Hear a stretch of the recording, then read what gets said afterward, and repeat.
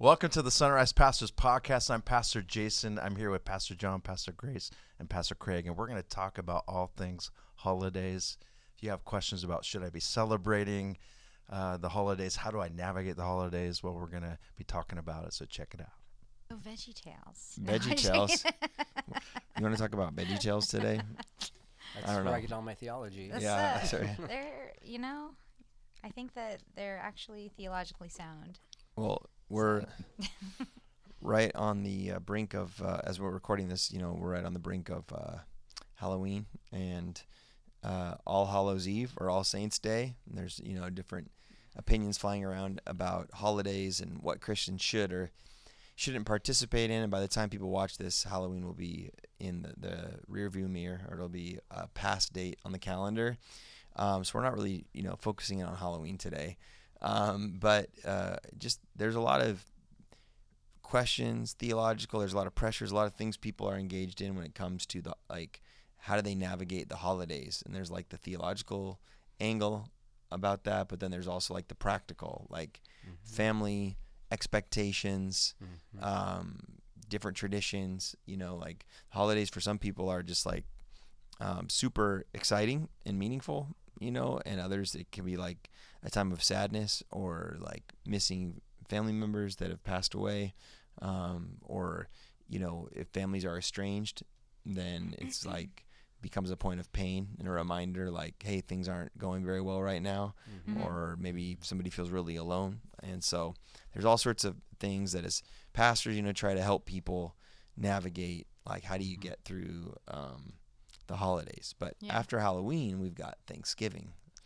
And so Thanksgiving is an interesting holiday, isn't it, in a way, because it's just you get together and have a meal. I like it. Yeah, you like it? It's fun. Yeah. No pressure of having to bring gifts. Yeah, that's true. Or, you just get together and have good food. Unless Have good it's your food. birthday. Yeah. Turkey coma. Turkey. I love it. Grace makes the best turkey. Well, you help find the recipe. I'm You help biased me. to it. Oh, thanks for the credit. Is But the recipe you pull it revealed off on this podcast? is the recipe revealed? It's just an apple brine turkey recipe. I mean, you can Apple cider? apple cider brine turkey recipe. Cookie. Is turkey. No, turkey. Oh, you said cookie. What? No, apple cider brine. Apple cider brine. I guess you could throw whatever you want in the brine, but Okay. Yeah. I'll try it. You want to add cookies? No. yeah, I could give you the recipe. Brine it for what? 24 hours? And it's just most amazing. It has orange juice, apple cider, But not. coconut There's other sugar, orange juice ones. There's only a spices. splash of orange juice. maybe 2 cups. That's not very much No. compared to how much apple cider Yeah. and water. And there's garlic and herbs and Yeah. all sorts of stuff. All the in it. good stuff. Yeah. Yeah, Yeah. it's a good Send one. it out. Yeah. I'll try it. Okay. I'll give my review on the next podcast. There There you you go. go. That's right. Yeah. Give the review. Yeah. Well, I feel like people want to have traditions and family, and I mean that's why Hallmark was so popular with their Hallmark Christmas movies back in the past before they became what they are. But in the good old days, But like you said, some people maybe they're drawn to want to have traditions because they didn't grow up with that, and so they want to have Or the sense of family. or because they did have traditions and they like them. Or And they yeah, wanna- or they they wanna- they Yeah. want to take on everyone's traditions, Yeah. and then which case Do you I think traditions are bad to have in a family? traditions? Yeah. No. Oh. Why? Oh, I don't know. It depends, I guess. I guess it depends on what kind of tradition it is. Yeah, That's it true. depends on the tradition. Yeah. I don't think I would want to have the tradition where it's like a turkey football game, where you're going out in the mud and the cold. And some that people do kind that. Oh, there's a lot of guys Yeah. that like Yeah, that's that. right. Yeah. They're like Turkey it. bowl. Turkey bowl. Yes. I've Don't done that. people- I've done that once. Yep. I think doesn't your family do something like that with the football? Yeah, we used to when we were a little bit younger. Then we started all get hurt. Oh. That closes down the fun. Yeah. Yeah. And so we're like, You're you like- know what? But now, all of our cousins, our kids are getting older. Except mine, she's 2, but Yeah. so they're becoming teenagers, and they're all like, "Let's go play," and I'm like, "Yeah, let's go do it." Oh, yeah. But you join them? yeah. Nice. Oh. So at least over the summer we played soccer, so that was good. We'll see if it picks up at Thanksgiving again. But speaking of tradition, this is where tradition isn't helpful. Okay. Like Thanksgiving, I especially think of when Anna, my wife, and I were dating, and so I had her come to our Thanksgiving celebration, and we always would just go play football or something like that. Mm-hmm. And so, she's getting to know my family, and I just kind of leave for a few hours, and she's just there. Oh gosh. Oh. And You left her? and I just Why didn't you come watch? I just didn't understand. Eventually, she actually came with some of the other our cousins' wives and stuff. Yeah. Yeah, I just didn't understand why. This isn't the funnest thing you've ever done. Uh-huh. Oh my goodness. You're not having the blast. This is so great, So right? you left me. Oops. So I'm still a work in progress, Yeah. but it's gotten better. But you're still together, so you didn't. We're still ruin together, it. so Okay. things are good. So, and she's still married. To me, so Uh-huh. that's good. The other category to think of too is the single person, Yeah. Mm-hmm. who Exactly. generally all this focuses on family and gathering a family. And single person doesn't necessarily not have a family, but Right. generally not their own family. Yeah. And so it's just one of those things that come around. I know because before I was married, I was invited to a bunch of other families gatherings. Yeah. Yep. So Right. it was good. I Mhm. enjoyed it. It was fun to see the traditions that other families had, but a single person is often on their own. Yeah. Yeah. Very true. Absolutely. Yeah. Well, what is the biblical framework? I guess think of first. Should Christians celebrate holidays in Oh. the culture? Mhm. Are we Thanksgiving, Christmas, Easter? I mean, I don't know if you want to throw Halloween in there or not. I mean, that's a very, divided topic because some Christians claim that it came from All Hallows Eve and it's really a Christian holiday from the church, and then it got kind of more paganized or Right. more celebrating darkness now. Yeah. And then other people have nothing to do with it. Other people are like, oh, you can redeem it. And there's a pastor, Josh Howerton, who's had a pretty popular growing podcast, and he shared, and he didn't come up with this, but there's I don't know who came up with it, but basically there's 3 R's that you can use with cultural things, and that would be that you can receive things from the culture as a Christian sometimes. There's maybe singing happy birthday, I think, is something we can receive as Christians from culture. Sure. It's not necessarily, a Bible mandate to celebrate birthdays or to sing happy birthday, but yeah. that is something that we can receive and celebrate without having to modify it at all, right? And be we have to make a Christian version of this pagan thing. No, it's we can just receive and celebrate and honor and value people's lives and their celebrate their born day. And then there's things we need to reject as culture, things that are outright satanic, things that are sinful, things that promote evil. And then also things, then there's things that we could redeem, or we could in a sense reclaim as Christians. Maybe there's not something, there's a negative aspect in some ways of something in culture, but we could also redeem it and make it something that does have a Christian value and meaning, by how we approach it with the right motive. And there's other things you can say, well, you could have the right motive all you want, but if you're worshiping an idol or a demon, it's still going to be sinful. So you can't really redeem everything. Every practice, you can't, use drugs or get drunk and be well, I'm doing this for the glory of God, or I'm focusing on Jesus while I do this. No, that should be rejected. But there are areas where, so it's kind of these 3 things, right? Receive it, just you can practice it just as it is. You need to reject it, or you could redeem it and make something God honoring out of it. So anyway, I think that's pretty helpful overall, with how we look at culture overall.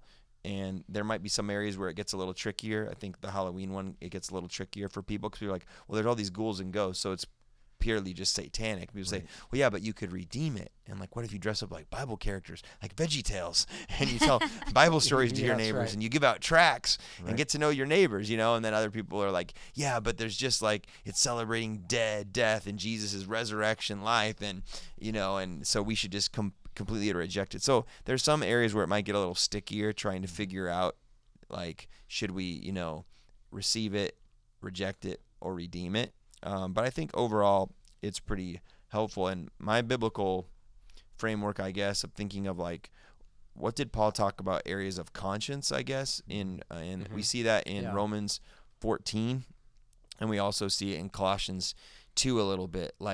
Don't let people judge you based on certain outward things. There's some areas where it depends on your conscience, and in Romans 14 it's about those that were stronger could, if there was meat bought from a market where maybe something had been sacrificed to an idol and it didn't offend the Christian's conscience, like they could eat the meat, they weren't supposed to participate in like act of idolatry. Right. And then also he says that the stronger believers could maybe enjoy a little bit of alcohol or a little bit to drink, but the weaker one, you shouldn't do it in front of the weaker one because you could wound their weak conscience, right? Right. And so he's saying in these areas of conscience, we're to care more about honoring each other than we are about our own rights and freedoms. But there's an area that it's not all, necessarily good and endorsed, or it's all like super evil and satanic, but there's some areas of culture where your conscience has freedom and other people's doesn't have freedom. So that area is a little bit tricky because I think obviously we do care about good and evil as Christians. It's not that there aren't good and evil things, but that there's some areas that come up, like what day do you want to celebrate the Lord? And then that's what Paul talks about in Colossians 2. He said, don't let anyone judge you in food or drink, and this is Colossians 2:16. Don't let anybody judge you in food or drink, or regarding a festival or a new moon or Sabbath, which are a shadow of the things to come, but the substances of Christ. And he seems to be saying that there's some freedom, that maybe you receive more of the Lord and enjoy knowing him through the festivals and the new moons and the things that were more Jewish. But then there's others that are like, he's like, but that's really pointing to Christ. So you're not bound to that. You don't have to. Right. So anyhow, there seems like there's Christian freedom when it comes to celebrating different things in culture. Sure. Now, it is true that we don't see Thanksgiving or Christmas or Easter explicitly instructed Christmas to us. has ghost stories in the songs. Tales of ghost stories and Tale of the Glory. Oh, way to bring What's those up up with on that? this. Yeah, Way to right. bring Ghost those up. stories Oh, and great. Christmas. Yeah. I don't sing those at our house. Yeah, I've never heard of this before. Yeah, You're throwing a yeah. curveball. But all I'm trying to say is it seems to me that there's areas of conscience, and I would put holidays more in the area of conscience. Yeah, I have no idea about this one. Christmas is long, long ago. Yeah. And Charles Dickens, all the ghosts of Christmas. Oh, that one. Yeah. Okay. So what's your point? I'm saying that you could pull the bad or the good out of every holiday. I was taught that holiday means holy day. So I guess in my family growing up, we took Halloween as just a fun family tradition. Okay. And we'd go to harvest carnivals and things like that. Yeah. And we grew up, with a Christmas tree.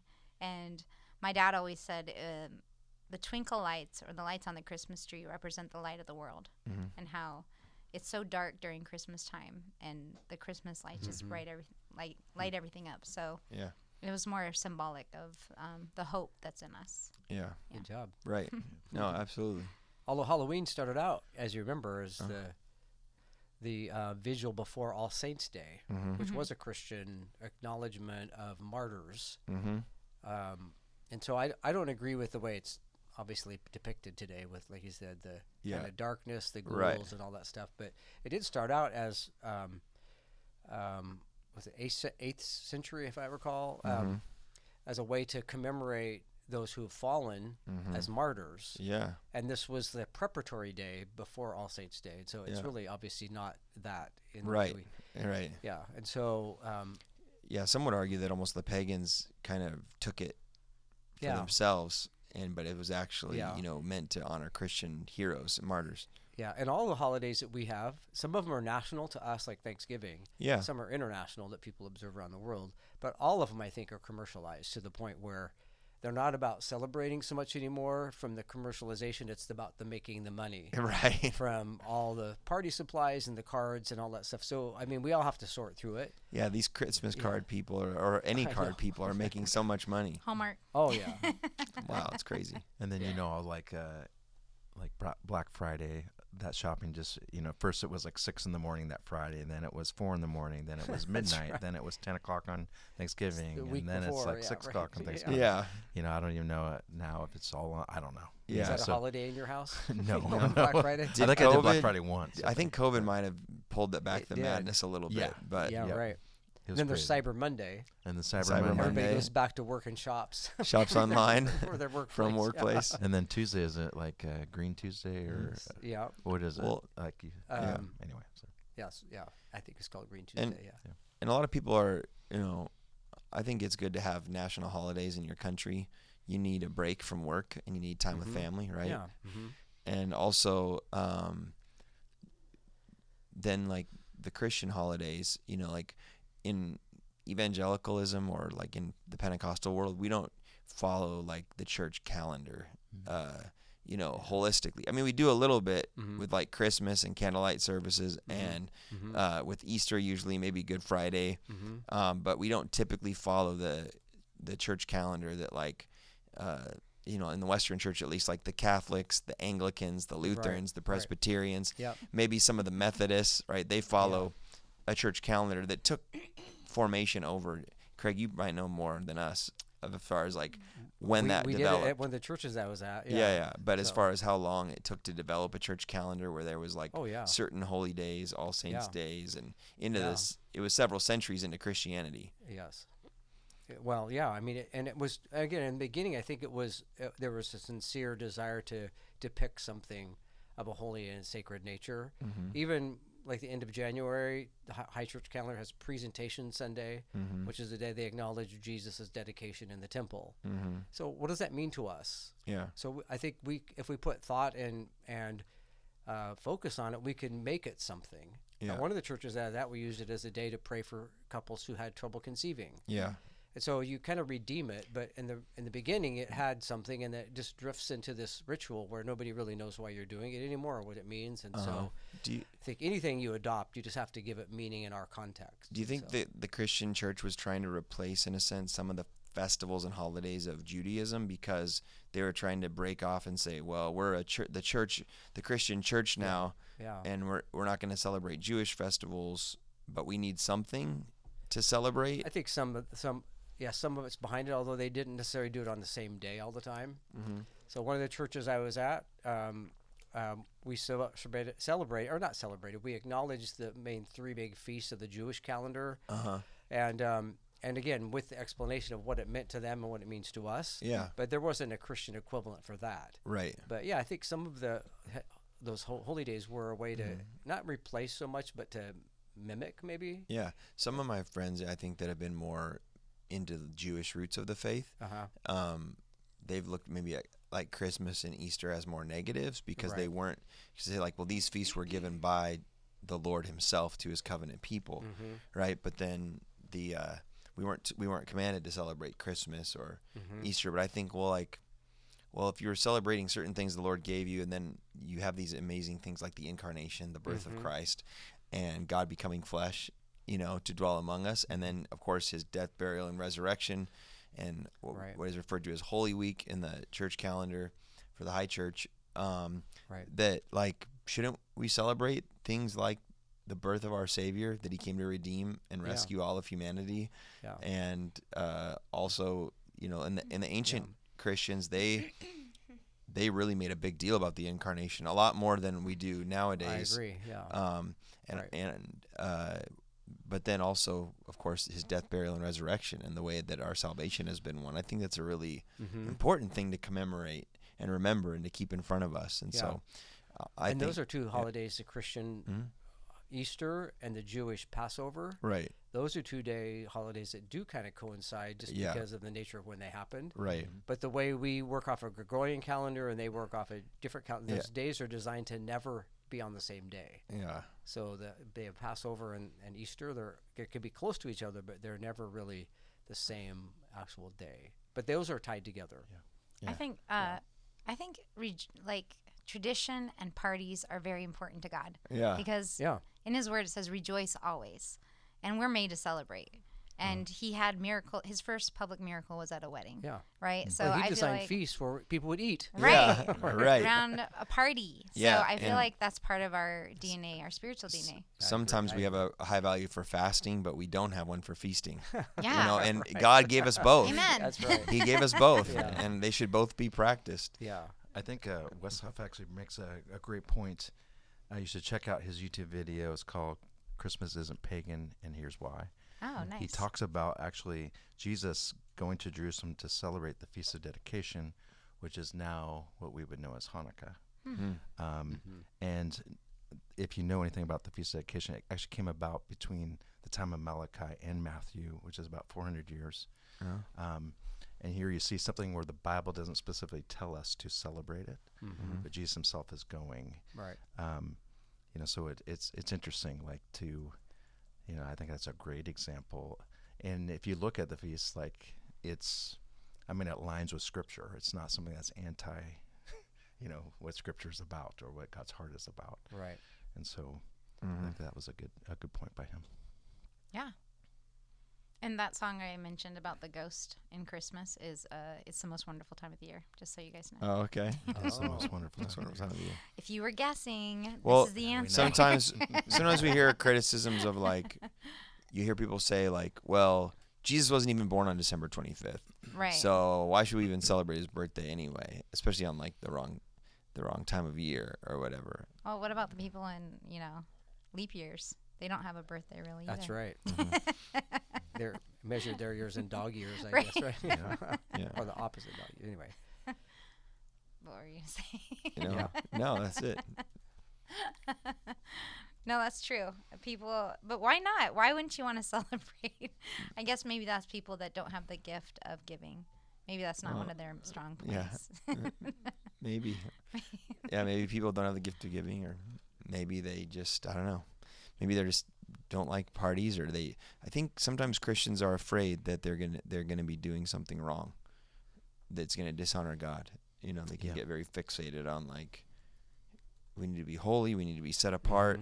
This is a worldly thing. It's not even when Jesus was born. We could dishonor the Lord, and I think it comes out of a desire to want to honor God and live faithfully as a Christian, but it could also, I think, fears of getting it wrong could be creeping in too much, you know, for people.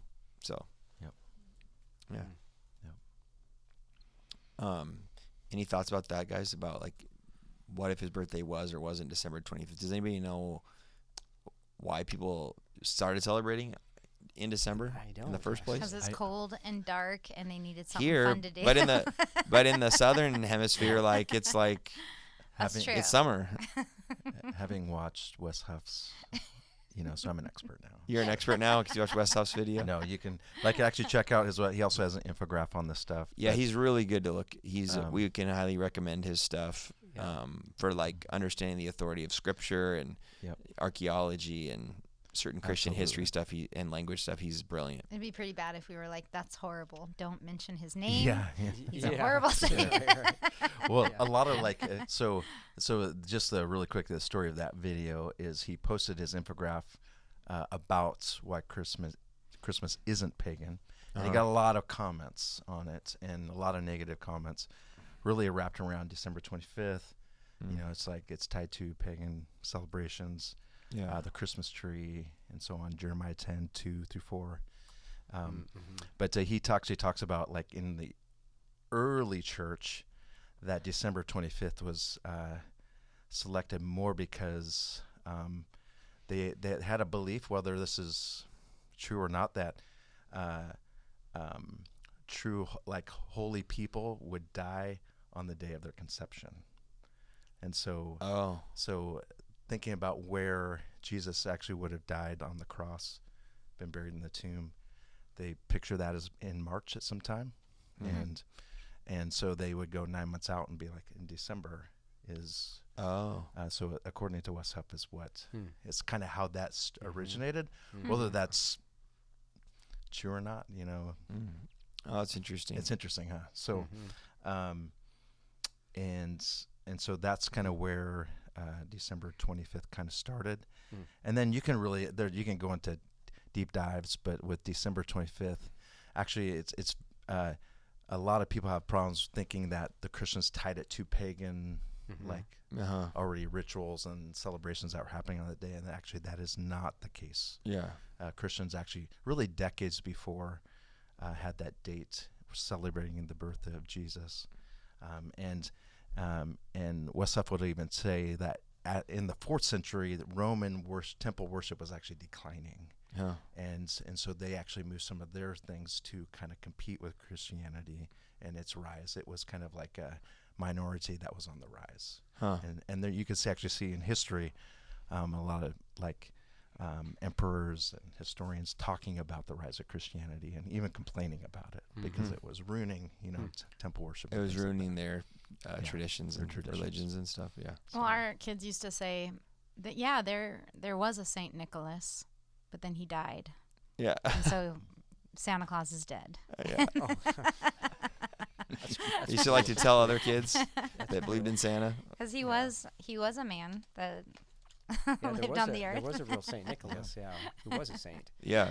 So, but I don't know if I've done a deep dive on the date other than, it was like the 4th century, I think, mid 300s where they first selected that date. Yeah. And there were, I think, if I remember right, I'm going off the top of my head here, there were 2 ways they calculated it. One had to do with kind of like the acknowledgement of the coming of light or the festival of light kind of a thing, which could or could not be a pagan holiday. But the other one they did math backwards, saying Jesus was conceived in March. Yeah. And then they fast forward, right, all those times. So I don't know if there's any solid evidence, but some would even imply, again, my reading was that it was placed on that day to counter or overturn a pagan holiday, not to celebrate it.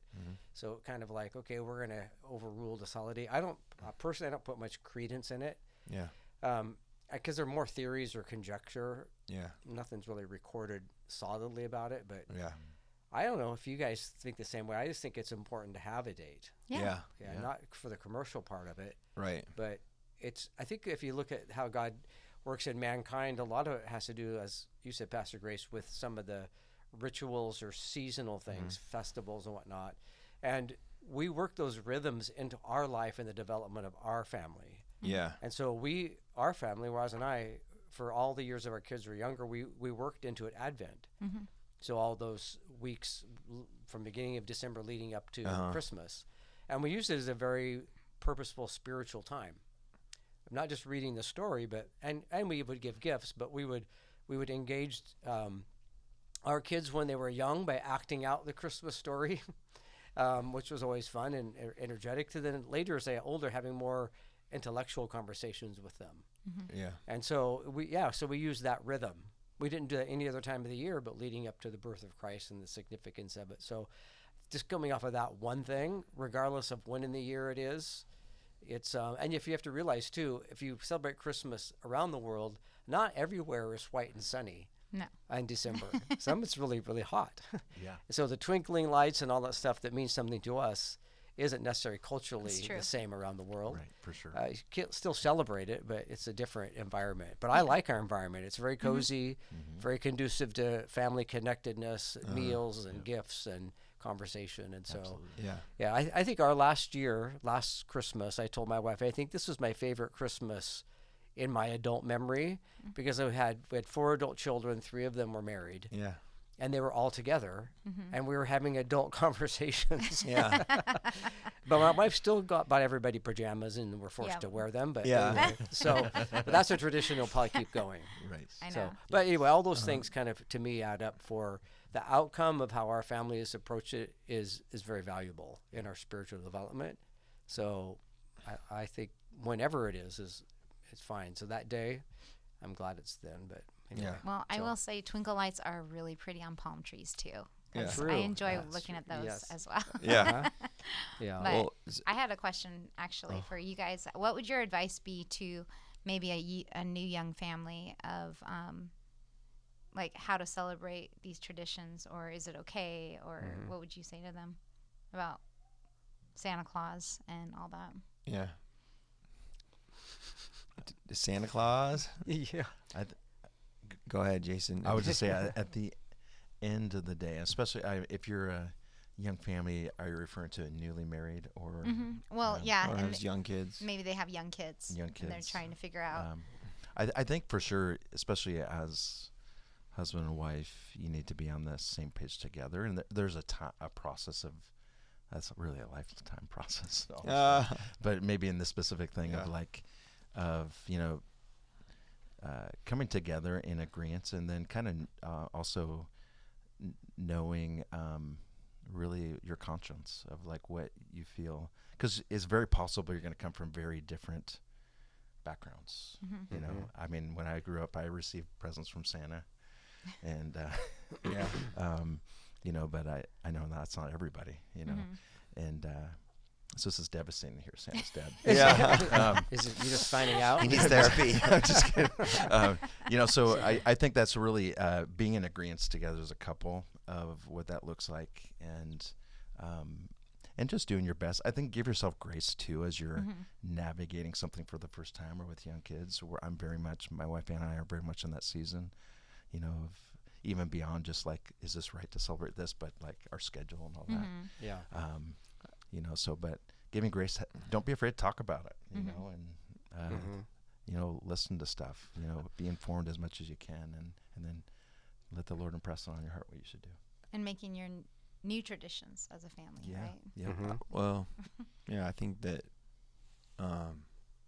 you got to figure out what you're going to say about Santa, maybe, if you're going to do Christmas, and come on the same page. And I know Christians have widely different opinions, like it's okay to pretend and, you know, fill your kids with imagination and wonder, and Santa's real, but then at some point they're going to find out Santa's not real, and then, you know, you've been lying all these years. You've been lying all these years, and other Christians are like, you should never lie to your child. This is horrible. You're telling them that some guy in a red suit is like coming into your house and leaving presents, and you're making up this whole construct, and it's kind of like, well, you know, I don't know. Yeah. I don't think it's that serious either way. You know, if you celebrate, you know, with Santa Claus or not. I mean, obviously, if you're doing something that completely is sinful or dishonors the Lord, right? And you're actually worshiping some kind of idol or making an idol out of your Christmas traditions, then you got things out of whack, right? You got something to repent for. Right. But then there's freedom, I think, as Christians in our conscience, and what kind of stories we can participate in, what kind of cultural things. And it's kind of like, so for your family, you got to decide, what it is. Well, I knew of a family where the kids figured out that there wasn't a Santa, but the parents still thought that they thought there was, and so the kids would specifically ask Santa for these like really expensive, crazy gifts. Like the parents would have to. I hope Santa. That's right. Santa better come through. Those are some smart kids. Maybe they're manipulating their parents. They're like, hey, my parents have deceived me about Santa, and now I'm going to deceive them that I you know, about how to get better gifts. That's pretty funny. That is pretty funny. Yeah, our family, Roz and I developed our kind of Christmas thing. I came from a really kind of dysfunctional background, so it's not really easy to compare where she came from. She has, you know, I had to heal her over a couple of things. So she had this, she didn't like not knowing what was wrapped up. So she would always peek. Oh, boy. And our first year of marriage, I came home from work and I go, where were you? She says, over at my mom and dad's house. I go, what were you doing? Because I don't want to tell you. And she was looking at gifts under her parents' tree still. Wow. Yeah. Our first year of marriage. That was 30 years ago. But we healed her from that. But, nice. Yeah, by letting her know what we bought her before we wrap it. Oh, there you go. Anyway. But I said those are kind of traditions and memories. And with our children, it's interesting. We talked about it not in any depth, but we were on the same page from the beginning. We used the name Santa, but we never told them it was a real person. It was kind of a mythological way of, you know, just addressing a gift to somebody.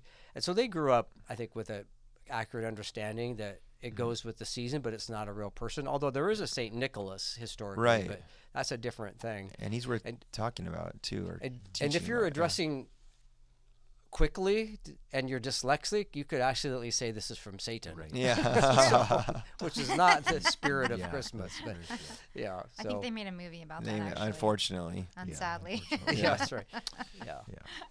But I think, you know, we like all the trappings of it. We had a discussion just last night about how to get ready for the next number of weeks as we want certain decorations up, and she's going to host a cookie thing. Her grandma on her mom's side is German and would do a cookie called Pfefferkuchen, which is kind of has an anise kind of a oil to it, and then a frosting. It has to be done a certain way. You have to make it days in advance or a week in advance and let it refrigerate. Oh. Then you make cookies. So the whole thing she kind of adopted. Yeah. Grandma at her last, she lived till be 93. She goes, I need somebody in the family to take on this tradition, and nobody wanted to take it on. And so after Grandma passed, my wife picked it up, and so she'll have all the kids over and all the people over. So it's a tradition that, and again, the goal is it's fostering family togetherness. Mm-hmm. It's not the goal isn't cookies, really. Right. That's one of the outcomes. And they only make one cookie. That's the only cookie they make. They don't make a bunch of different cookies. Oh. So not like your mother, Yeah. who makes like a plethora of cookies. Yeah, she makes lots of cookies. So I like those gifts, but anyway. Yeah. Your mom, has she always done that, or is it just like? Well, I mean, how would you define always? I mean, but I mean, as long as I was a little kid, she's made a bunch of lots of different types Christmas cookies. Oh, Yeah. okay. She may have added some, like she may have not started with that many, like the very first year she made them, but she's added some over the years. But I mean, I can't remember a year without peanut butter balls and her cutout cookies and her, like New York squares, one of them's called, and like I can't even eat over half, like 90 sure. some percent of them anymore. but they're good. I mean, so she's done it for a long time. Mm-hmm. I know that there's some memes and stuff, or like little internet posts or blogs or videos that people go around and talk about Jeremiah 10, that there's a warning that the Lord gives through the prophet Jeremiah, and he says, don't learn the way of the nations in Jeremiah 10:2. Be terrified by signs in the heavens, though the nations are terrified by them, for the practices of the people are worthless. They cut a tree out of the forest, and a craftsman shapes it with his chisel. They adorn it with silver and gold. They fasten it with hammer and nails, so it will not totter. Like a scarecrow in a cucumber field, their idols cannot speak. They must be carried because they cannot walk. Do not fear them. They can do no harm, nor can they do any good. And so there's this warning about this like tree that you're cutting down, and you're decorating it with silver and gold, and people are like, oh, look, it's a prophetic warning about Christmas trees. But I think it's really clear that it's about ascribing deity, power, like the power of a god to a tree, and worshiping the tree, and praising the tree, and praying to the tree. And so I think that if Christians have a hard time with the Christmas tree based on things like this, it's kind of how do you say that word? Anachronistic. Where you apply something from your time that you live in to something ancient, but it didn't exist back then. Yeah. So it's like that's kind of what happens sometimes. Is like we find a similarity. Now we know the Bible could speak to every culture in every generation. There's similarities to how things work. So there's some value in that, of course, a lot of value in letting the Bible should speak to every time. But getting that specific about a Christmas tree.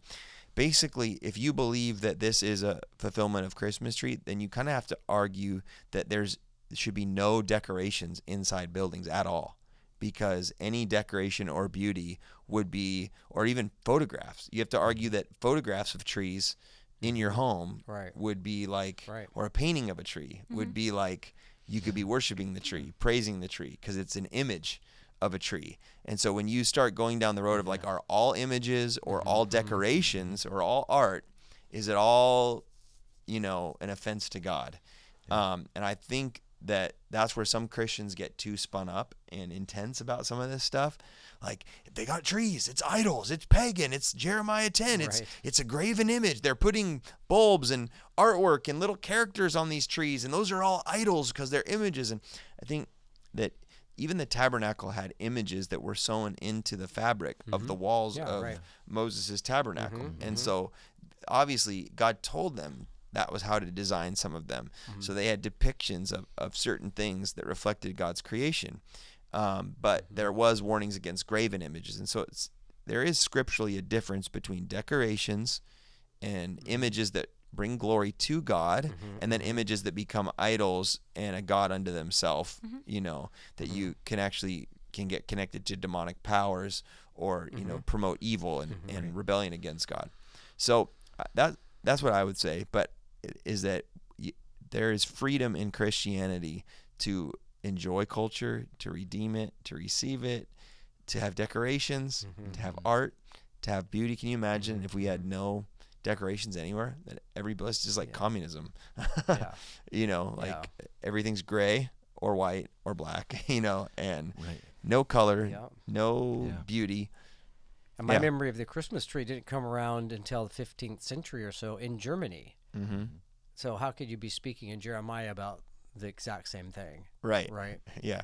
And so you're right. It's not really appropriate to take that and move it into that vernacular. But and I suppose you can turn anything into an idol. Yeah. If you are ascribing some power to it, whether it's magical or godlike. But I don't know that people do that with their Christmas trees. It's decoration, right? Like you said, and so if you turn it into an idol, we did learn one Christmas why I was like, let's just throw this in our fireplace. Afterwards, I cut it down, and then man, you remember that? That's a great idea. I just wanted to see what would happen. I knew it was probably gonna explode, but I don't know. It was snap. It's very dangerous, so don't burn fire, your. You put your Christmas tree. We put it in the fire. Goodness. I mean, we cut it like down to pieces with vine clippers or whatever. Didn't it?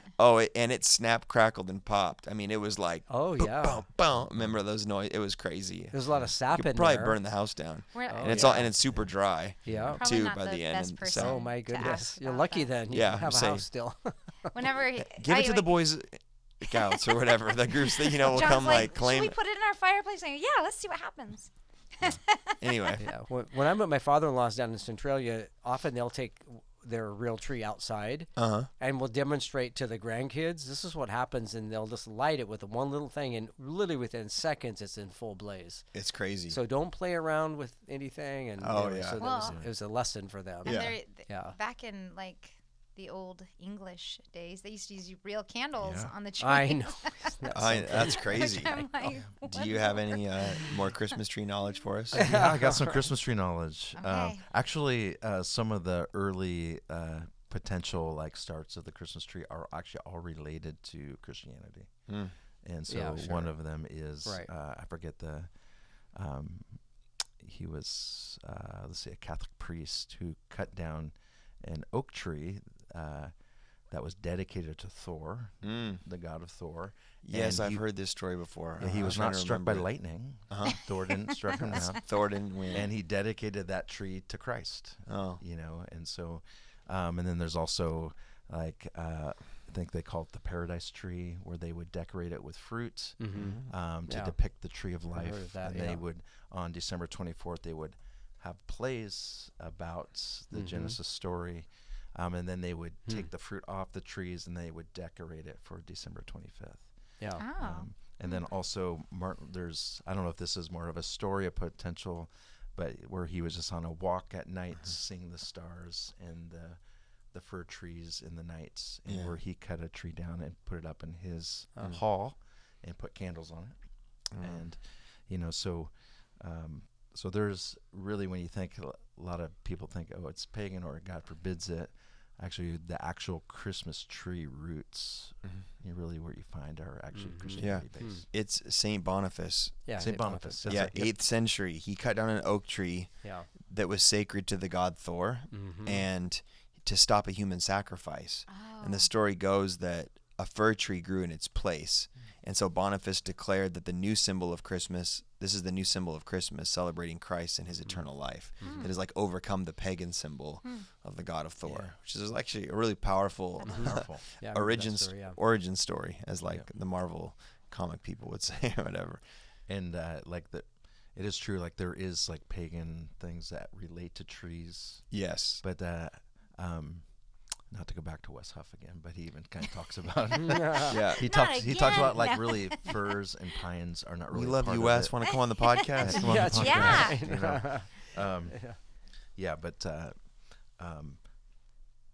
I just think it's important, to you really, when it comes to a lot of these things, there is just no direct line of the celebration of December 25th or the Christmas tree that just directly lines to pagan practices.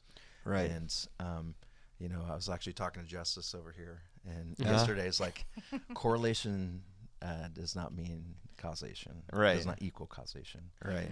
So if there's some That's good. You know, so like even here's this will really throw you. Some pagan practices use crosses. Some pagan practices have singing. Yeah. Some pagan practices use fishes. Yeah. You know, so it's like, where do you draw the line of like, we got to, obviously the cross is very sacred and we know why it's very sacred. Yeah. You know, so just because some pagan practices adopted those things does not in any way diminish what Christ did. Very on the true. cross. Yeah. So, Yeah. No, there's freedom for Christians to enjoy and celebrate holidays. Yeah. If for some reason someone's conscience is just grieved and heavy, they don't have to celebrate. No. Yeah. Right. You know, Yeah. Christmas a certain way or Easter a certain way, right? Yeah. There's Yeah. not binding on the conscience to be a faithful Christian. You must do this, right? But I would encourage people to find places for community, family, celebration, honoring God, right? You know, I find a common theme though with those families that do that.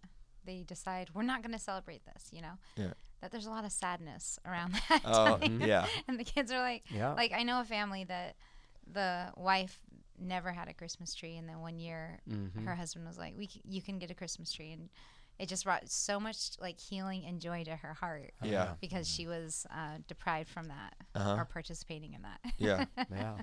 Right. I think also though then there's these struggles of like how do you do holidays, you know, and there's a lot of pressure that people are under to maybe like when they get married at first or they're a young married couple and they kind of figure out like what do we do? Do we do like the husband's tradition, family traditions or the wife's? And you know, sometimes this is like depends on your geographical location, like how far you are from your relatives, right? Like are they still alive? Are they in the same city? Are they in the same state? Are you going to visit and see them for the holidays or not? So sometimes distance kind of just like you have to create your own tradition anyway.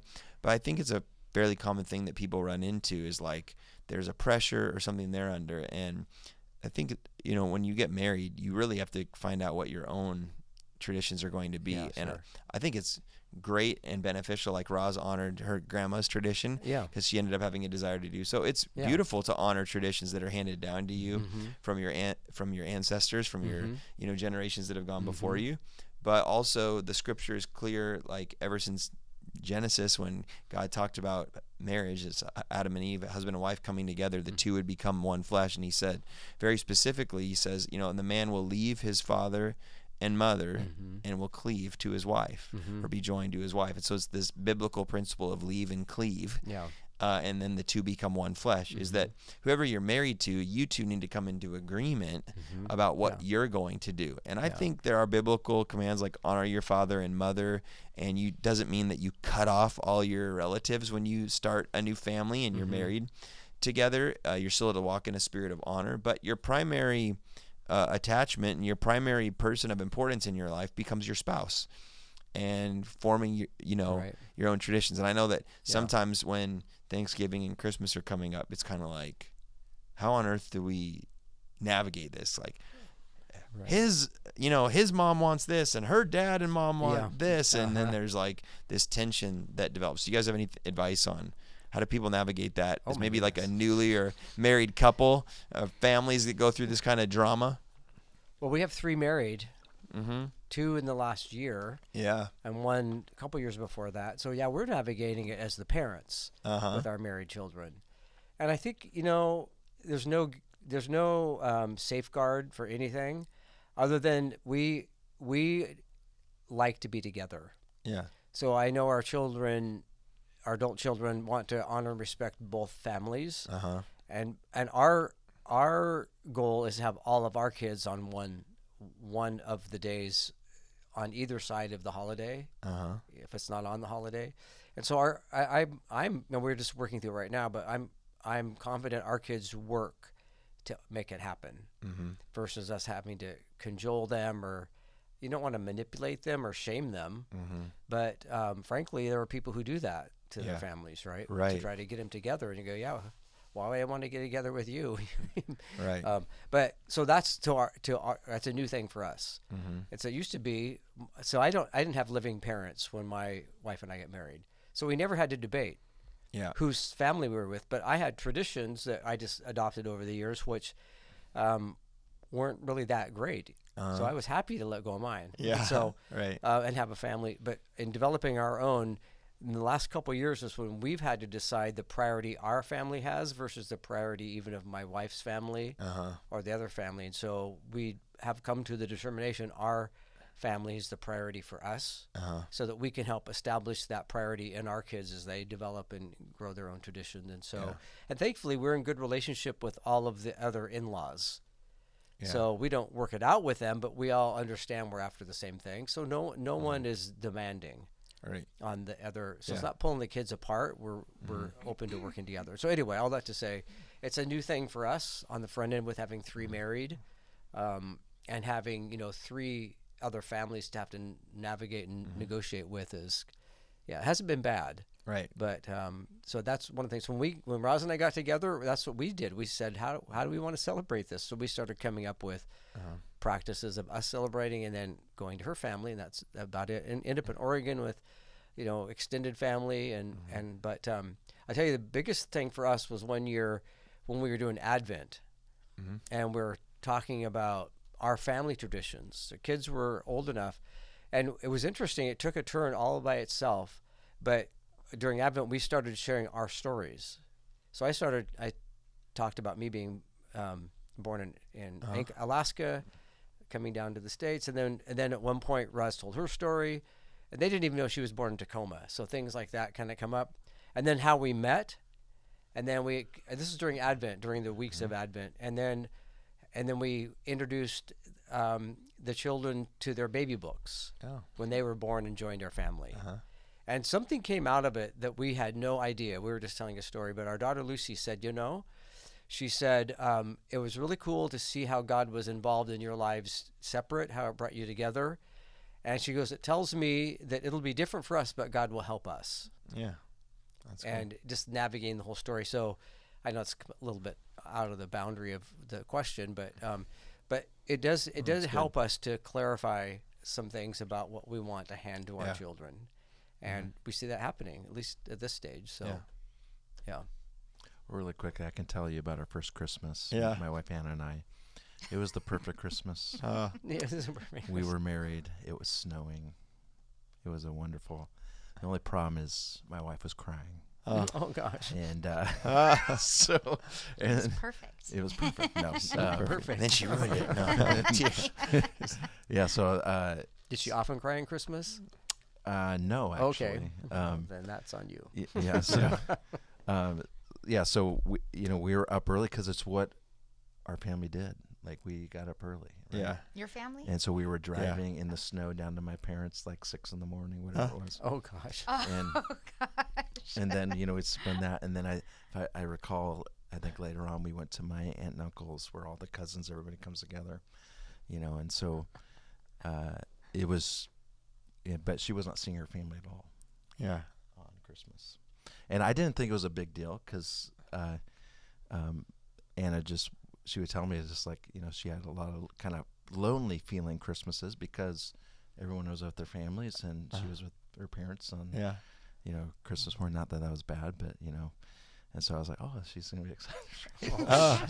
But it was just a change that was different, and and just so we eventually had to kind of work out like because we're trying to establish our own as well, and our parents live about an hour apart, so it's really hard to actually celebrate both in a sense, and trying to be so we've had to kind of 1 year at Thanksgiving here, one Christmas here, and kind of rotate it.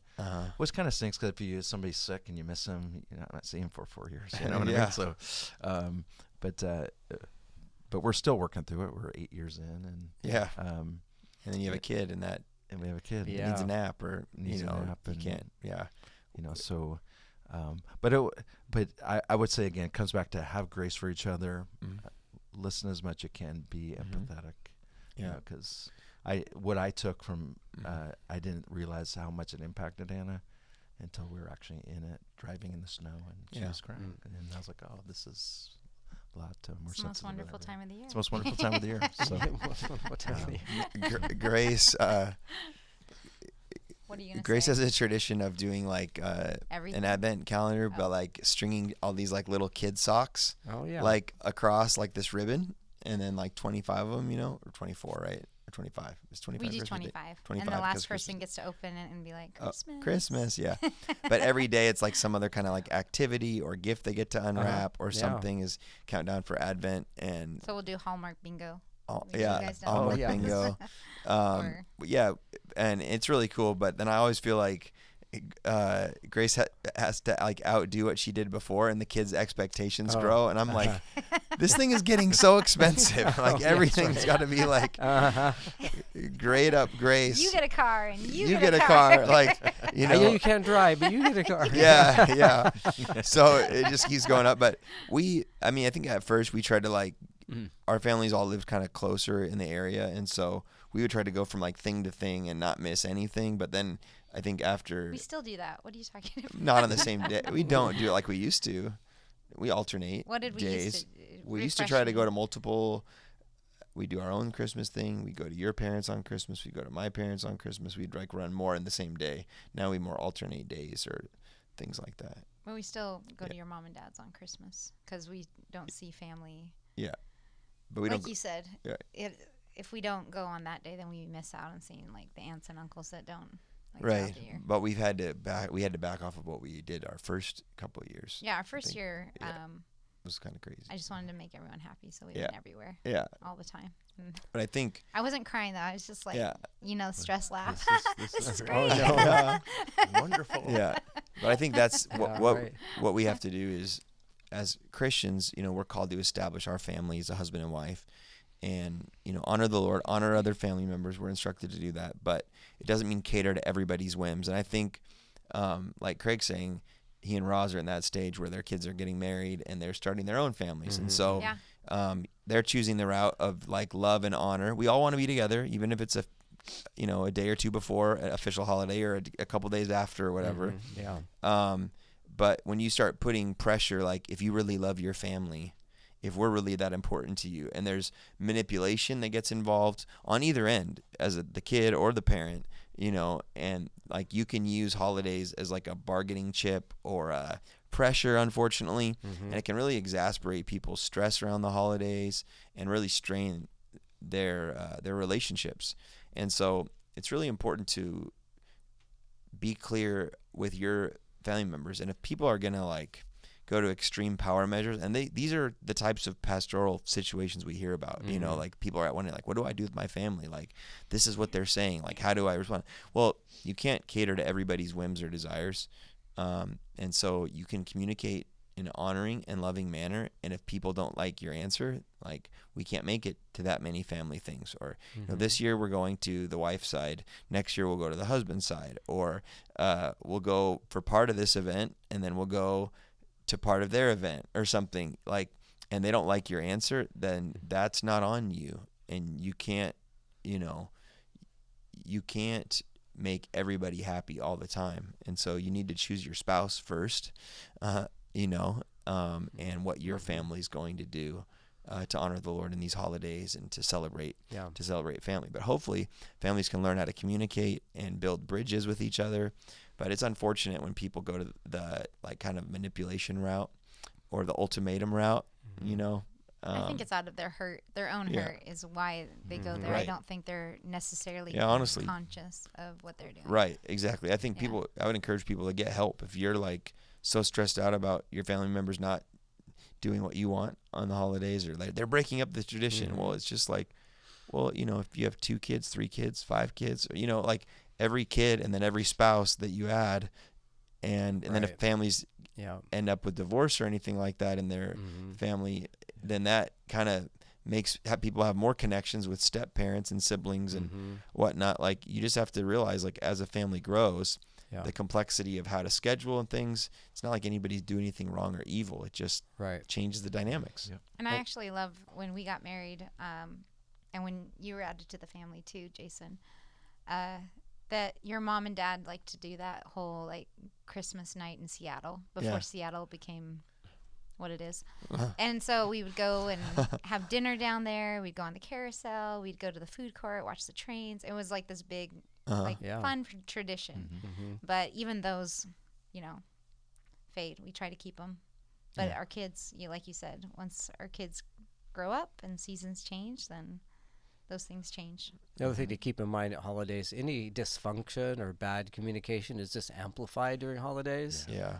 It just, it takes a whole nother, another face, I guess. Right. If they're not already communicating well and cooperating well, it makes holidays even more complicated. It's true. Like you said, yeah. It's heightened. So. Everything's heightened. Yeah. Yeah. And that's something for maybe people to be self-aware of too, right? Like, just to get help, reach out to people. Yeah. Don't isolate yourself. Like maybe you are single or divorced or widowed. Yeah. And as a church, hopefully we can look out and care for people, see that they have somewhere to be. And if we notice somebody's hurting around that time, to try to be compassionate and try to help people, navigate this season when it can be really tricky. Because for a lot of people, it's so fun and exciting to see family, to get time off work, to celebrate, have parties to go to. But for other people, it's like, I'd really like a party to go to, or That's right. Actually, that's what I've heard about the gala. A lot of people look forward to the gala. So volunteer so you can be a part of the gala. Yeah, that's right. And what is We celebrate our volunteers annually at Christmas. Is a volunteer celebration. It's a celebration of everyone who volunteers throughout the year and different departments, different areas of the church. It's a big fancy party. It's a big Put on by the fancy- staff. Put on by the Put staff. on by us. Yes. Yep. And it's so much traditionally fun. in early December, typically. With typically, the Christmas karaoke. So you still got a little time to start volunteering somewhere. Yeah, jump So you in. can get That's right. in. But We've actually had people do that. well, I know. And then they stick around. And then they do. Yeah, so that's Because good. If you're fun. just long enough to get in the door. And that's right. But over 300 people, I guess, already have been signed up. Or added to the list. Who are volunteers. Wow. So Yeah. it increased over last year or the year before that. So Yeah, it's great yeah. to see That all the says a people lot. helping. Yeah. Well, hopefully some of our stories, humor, wisdom, helps people navigate. And if you have questions for us about this specifically in your family or your scenario, we'd love to talk to you about that. That's what we're here for. You can always email questions for us to answer on the podcast or in different formats at info@isunrise.org. Thanks for joining us today on how to navigate the holidays. And so have a happy Thanksgiving, a Merry Christmas, and a Happy New Year. And tag Pastor Jason. He's the guy to go to. Yeah. That's right. Me and Wes. You We're and close. Wes. You and Wes. That's right. You have all the answers. All right. God bless.